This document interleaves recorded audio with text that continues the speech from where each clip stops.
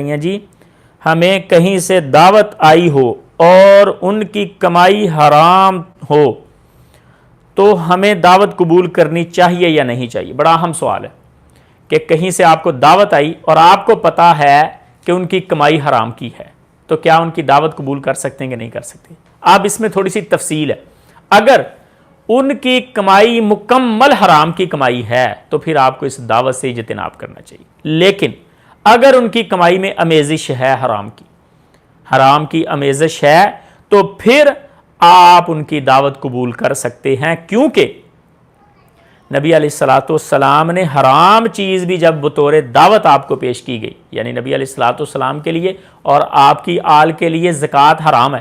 لیکن اللہ کے نبی کو جب دعوت میں دی گئی تو نبی علیہ الصلوۃ والسلام نے ہدیے کے طور پہ اسے قبول کیا۔ ہدیہ اور دعوت میں حکم نرم ہو جاتا ہے۔ ان کی کمائی اگر شک شبے والی ہے تو پھر آپ کھا سکتے ہیں، لیکن بچنا